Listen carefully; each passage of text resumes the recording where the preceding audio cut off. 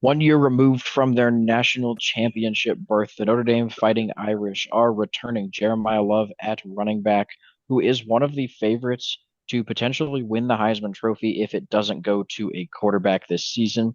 However, they are losing Riley Leonard to the NFL draft, so the quarterback position is going to be a battle between redshirt freshman CJ Carr and Kenny Minchie, who's been there just a little bit longer. But this is really a battle between guys that Notre Dame recruited. So it's some homegrown talent for the Fighting Irish. However, this new starter will have a brutal start to their career as they will have to face both Miami on the road and Texas A&M at home.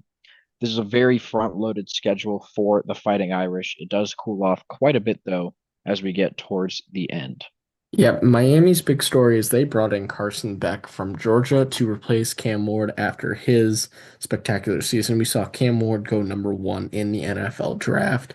And it's really just a matter of can Miami fix their defensive concerns and can Carson Beck play to the level we've seen him play at in his national championship appearances at Georgia. And I think that little bit of experience that Carson Beck has is going to play a key factor in this game against Notre Dame, especially with it being at home for the Hurricanes. I think with the youth that Notre Dame has, despite having Jeremiah Love returning and the wide receiver core returning for the most part, I think with new quarterback play, Notre Dame might start out a little slow to begin this season. And like Jonah was saying, with this start to the season, you can't afford to start slow. And I think it's going to cost them their first game.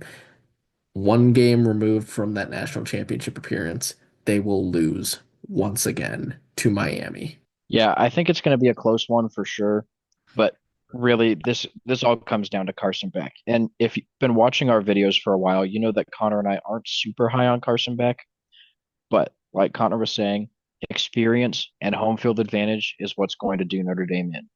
However, after their very early bye week in week 2, they go back home, and this time the home field advantage is on the side of the Fighting Irish. But how will a young quarterback respond to losing his first ever game? It's going to be tough facing this talented Texas A&M team with Marcel Reed returning at quarterback. The Aggies are going to give Notre Dame a real fight, and while the home field advantage will help the Fighting Irish, I actually think that Texas A&M is going to be able to pull off this road victory. Yeah, this would be a revenge win for the Aggies here after they lost once again very early on in the season to Notre Dame last year, and that ended up being a really good game for Notre Dame's playoff resume. But I think Marcel Reed in a full year at the helm of this team can really shine. And I think, like you were saying, with a young quarterback who's still going to be working out the kinks, I think it's going to be hard.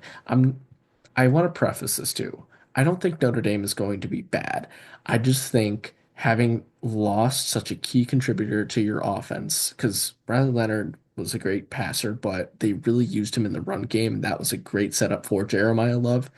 Losing him is going to be such a big hole to fill, and I think it's going to take him a couple games. And with those two games being against top 25 teams next season, I don't think they're going to be able to hang on, despite however good the Notre Dame defense might be. Yeah, and as good as a coach as Marcus Freeman is, we've seen during his tenure at Notre Dame, they have struggled early on in the season, losing a lot of close games. And last year, beating Texas A&M on the road was really one of the first times that we saw them win an early season game like this. Could be a sign that Notre Dame has turned things around, but like we've been saying, with a young quarterback, I think that they're going to struggle in these first two. So again, not a knock on Notre Dame.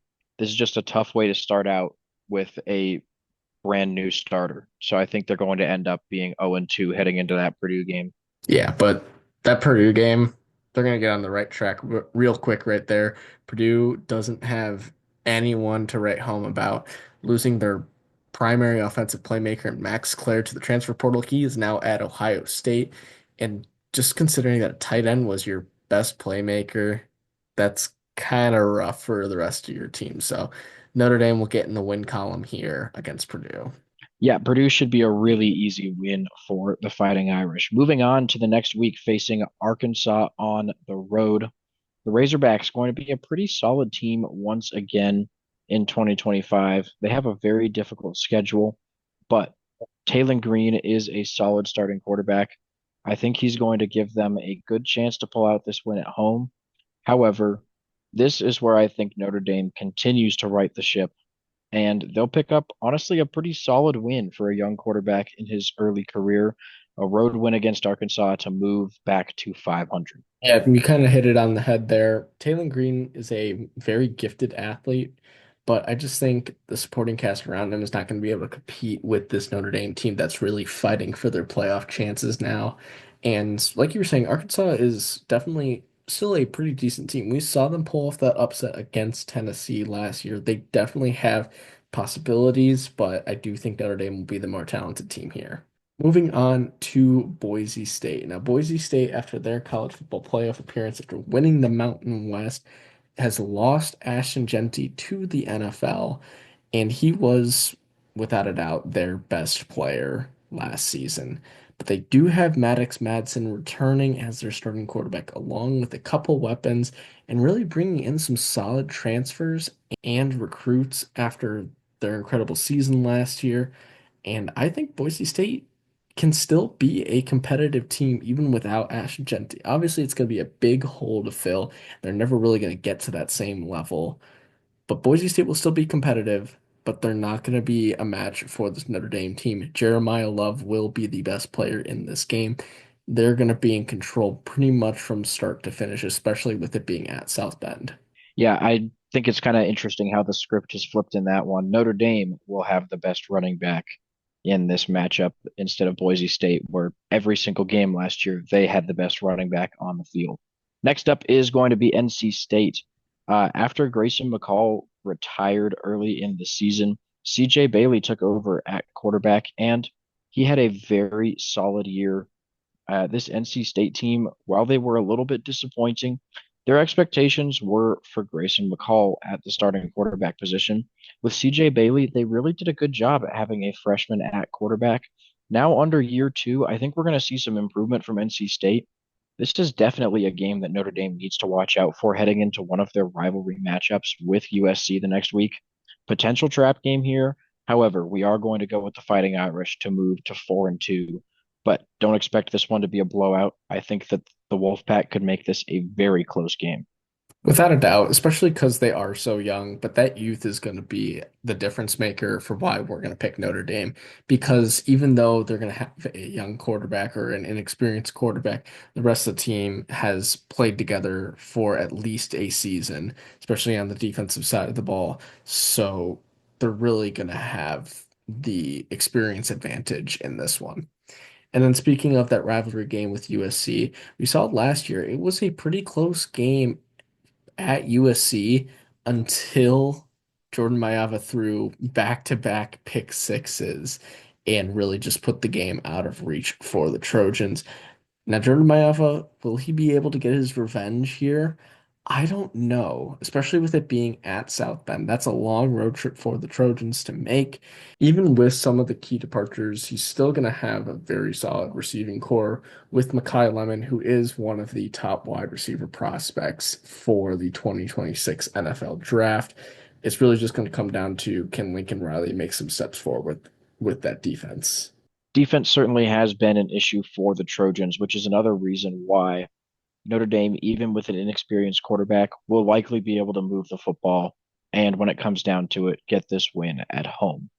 After their second bye week, they have a 5 game stretch to close out the season, beginning with a road trip to Boston College. Bill O'Brien in year two, looking to make some improvements for this Boston College team that saw a 7-6 season, 7-5 in the regular season last year, which was pretty impressive considering they lost their starting quarterback Thomas Castellanos very early into the season.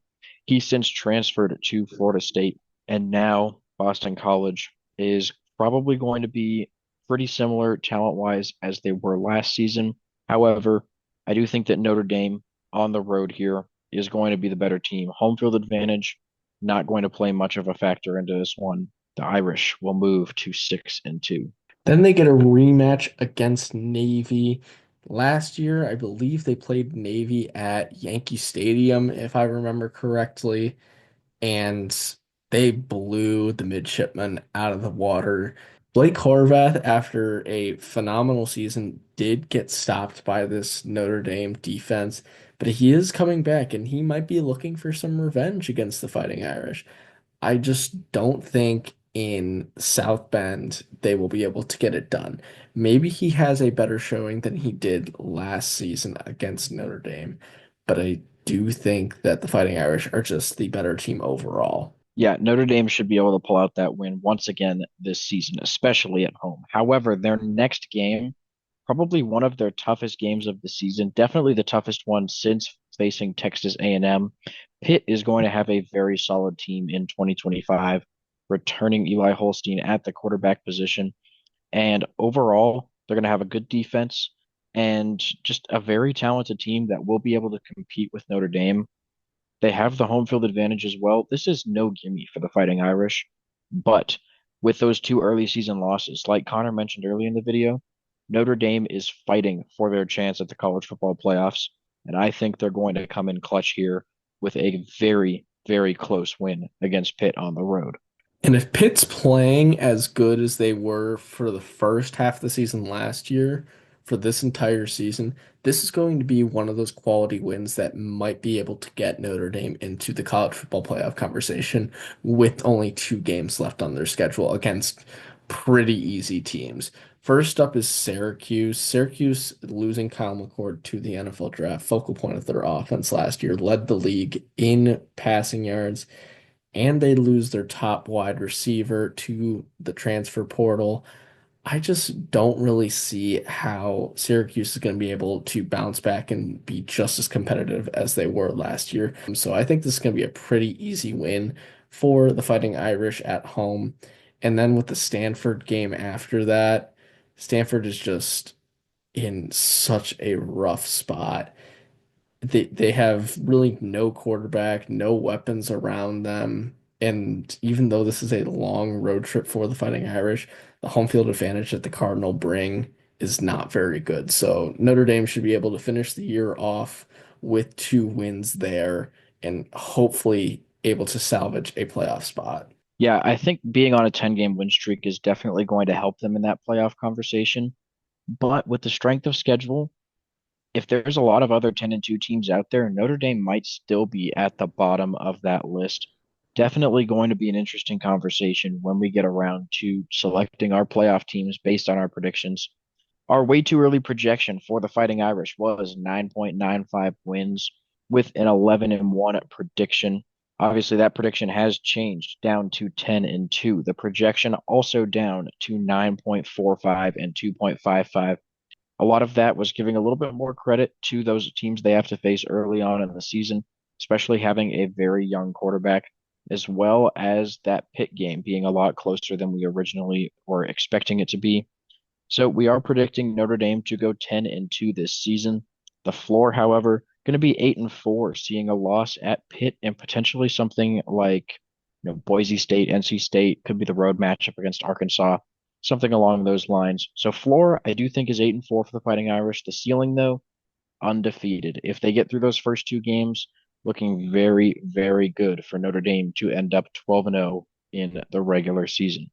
So thank you guys for watching. Please make sure to like and subscribe, and we will see you in our next video.